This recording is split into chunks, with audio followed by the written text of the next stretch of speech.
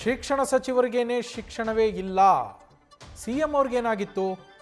ರಾಜ್ಯ ಸರ್ಕಾರ ಯಾಕೆ ಇಂತಹ ತೀರ್ಮಾನವನ್ನ ತೆಗೆದುಕೊಂಡಿದೆ? ಹೀಗಂತ ಸರ್ಕಾರದ ದ್ವಿಭಾಷಾ ನೀತಿಯ ವಿರುದ್ಧ ಕೇಂದ್ರ ಸಚಿವೆ ಶೋಭಾ ಕರಂದ್ಲಾಜೆ ಅವರು ಕಿಡಿಕಾರಿರುವಂಥದ್ದು. ರಾಜ್ಯ ಸರ್ಕಾರ ಗೊಂದಲ ಮೂಡಿಸೋ ಕೆಲಸವನ್ನ ಮಾಡ್ತಾ ಇದೆ. ವರ್ಷ ಪೂರ್ತಿ ವಿದ್ಯಾರ್ಥಿಗಳು ಹಿಂದಿ ವಿಷಯವನ್ನ ಕಲ್ತಿರ್ತಾರೆ.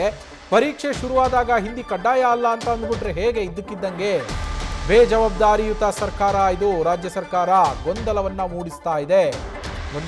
ಮೂಡಿಸಿದೆ ಅಂತೇಳಿ ಬೆಂಗಳೂರಿನಲ್ಲಿ ಕೇಂದ್ರ ಸಚಿವೆ ಶೋಭಾ ಕರಂದ್ಲಾಜೆ ಅವರು ಆಕ್ರೋಶವನ್ನ ವ್ಯಕ್ತಪಡಿಸಿದ್ದಾರೆ. ಸರ್ಕಾರದ ವಿರುದ್ಧ ಕಿಡಿಕಾರಿದ್ದಾರೆ.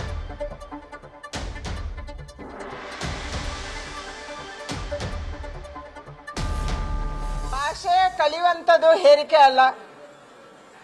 ನಾನು ಡೆಲ್ಲಿಗೆ ಹೋದ ಮೇಲೆ ನಾವು ಮಾತಾಡುವಾಗ ಕೂಡ ಕನ್ನಡದ ಹಲವಾರು ಜನ ಗೇಲಿ ಮಾಡಿದ್ರು. ಯಾವ ಹಿಂದಿ ಭಾಷೆ ಮಾತಾಡ್ತಿದ್ದಾರೆ, ಇವರಿಗೆ ಭಾಷೆ ಅರ್ಥ ಆಗುತ್ತಾ ಅಂತ ಹೇಳಿ. ಹಲವಾರು ಜನ ದಕ್ಷಿಣ ಭಾರತೀಯವರಿಗೆ ತಮಾಷೆ ಮಾಡ್ತಾರೆ, ಯಾವ ಭಾಷೆಯಲ್ಲಿ ನೀವು ಪಾರ್ಲಿಮೆಂಟ್ ಅಲ್ಲಿ ಮಾತಾಡ್ತೀರಿ ಅಂತ. ನಾವೆಲ್ಲರೂ ಅನುಭವಿಸಿದೀವಿ. ನಮ್ಮ ಮಕ್ಕಳು ಉದ್ಯೋಗಕ್ಕಾಗಿ, ನಮ್ಮ ಮಕ್ಕಳು ಶಿಕ್ಷಣಕ್ಕಾಗಿ ಕೇವಲ ಕರ್ನಾಟಕದಲ್ಲಿ ಇರಲ್ಲ, ಅವರು ಬೇರೆ ಬೇರೆ ರಾಜ್ಯಕ್ಕೆ ಹೋಗ್ತಾರೆ, ಬೇರೆ ಬೇರೆ ದೇಶಕ್ಕೂ ಹೋಗ್ತಾರೆ. ಯಾವಾಗ ಮಕ್ಕಳು ಭಾಷೆ ಕಲಿತಾರೆ ಕಲಿಬಹುದು. ನಾವು ದೊಡ್ಡವರಿಗೆ ಭಾಷೆ ಕಲಿಯಿರಿ ಅಂದ್ರೆ ನಮ್ಗೆ ಅಷ್ಟು ಬೇಗ ಕಲಿಯಕ್ಕಾಗಲ್ಲ, ಸುಲಭನೂ ಅಲ್ಲ.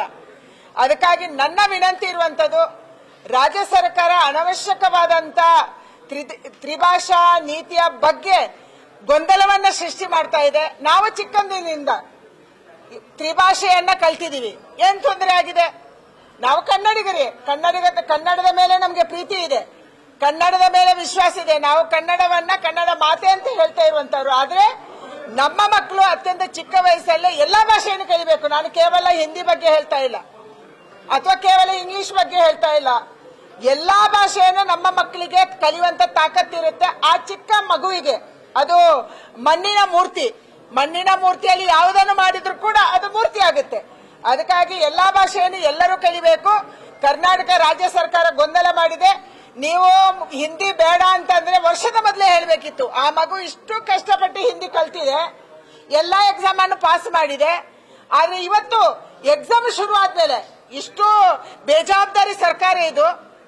ಎಕ್ಸಾಮ್ ಶುರುವಾಗುವ ಮೊದಲು ಹೇಳಿಲ್ಲ, ಎಕ್ಸಾಮ್ ಶುರುವಾದ ಮೇಲೆ ಮಧ್ಯದಲ್ಲಿ ಹೇಳ್ತಾರೆ ಹಿಂದಿ ಬೇಕಾಗಿಲ್ಲ, ಹಿಂದಿಯ ಮಾರ್ಕ್ಸ್ ಅನ್ನ ನಾವು ಕೌಂಟ್ ಮಾಡಲ್ಲ, ನೀವು ಪಾಸ್ ಆಗ್ಬೋದು ಇಲ್ಲ ಪಾಸ್ ಆಗದೇ ಇರಬಹುದು.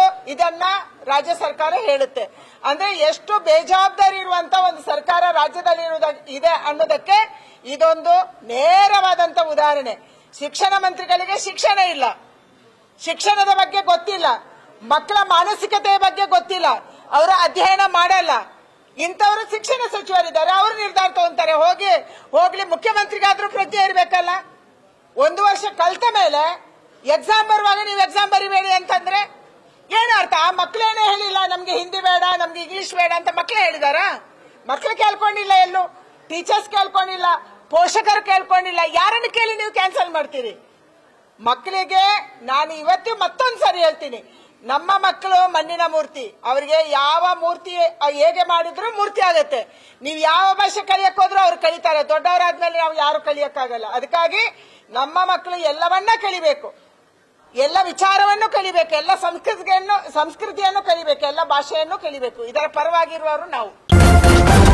ನ್ಯೂಸ್ ಫಸ್ಟ್, ನಿರ್ಭೀತಿಯಿಂದ ನಿಮ್ಮ ಪರವಾಗಿ.